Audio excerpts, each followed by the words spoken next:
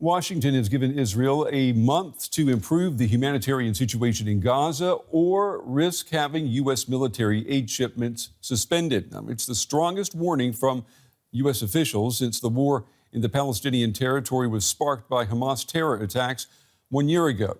Israel says its operations in northern Gaza are necessary. It claims that Hamas militants have regrouped there. It's warned civilians to move from the line of fire, but Gazans say nowhere is safe.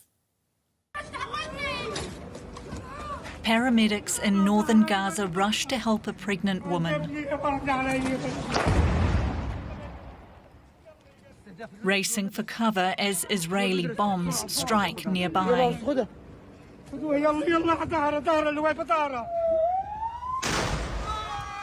Israel's attacks here have drastically intensified over the past 10 days.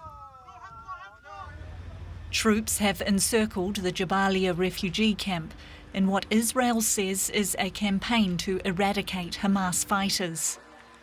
Israel has barred virtually all aid from entering. The UN has warned the situation is catastrophic. What has happened now with the new military operation into the north, you've got again 400,000 people that are still in the north of Wadi Gaza. You start to have thousands of Palestinian families on the move again. And yeah, we are back a year ago.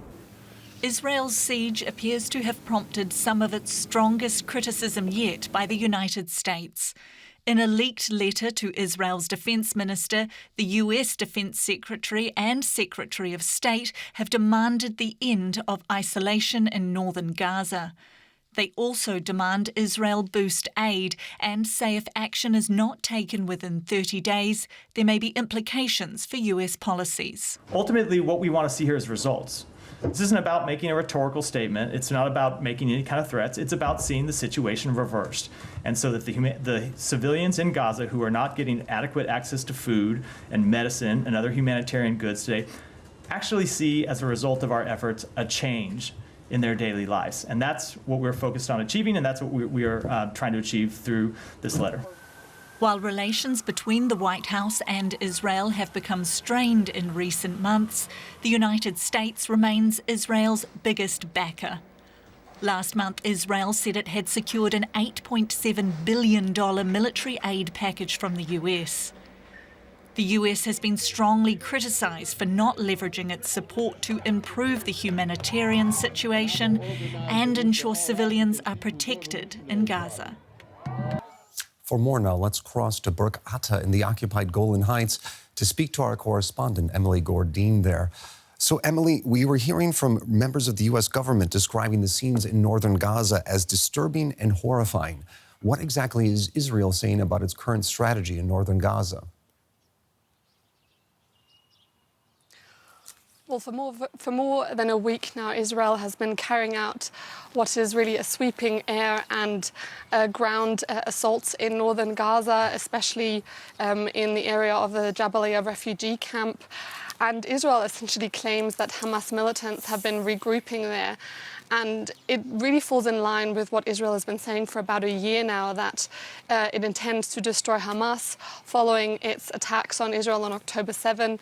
But of course, the fighting that's been going on in Gaza has had a huge impact on civilians there, as we just heard in the report.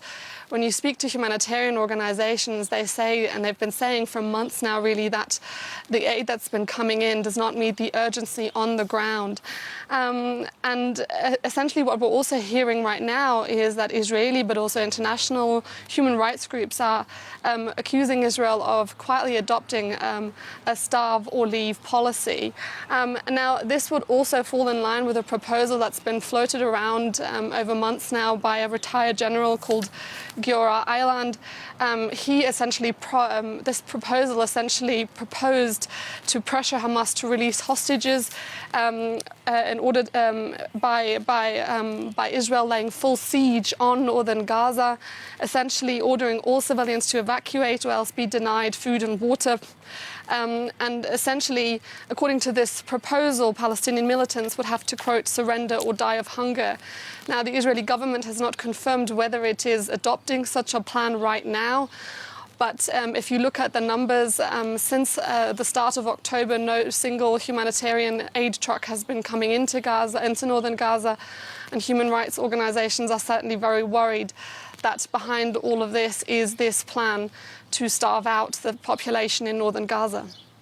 Now, if I could, I'd like to bring your attention back to that letter from the U.S. government threatening to withdraw military aid to Israel. Now, we've seen time and time again that Benjamin Netanyahu has flaunted pressure out of the White House. So how exactly is the Israeli prime minister likely to react to the U.S. ultimatum? Well, look, I mean, this letter is a reminder once again to Israel that it is dependent on its military, on its defense capabilities on the US. 65% of weapons deliveries to Israel come from the United States.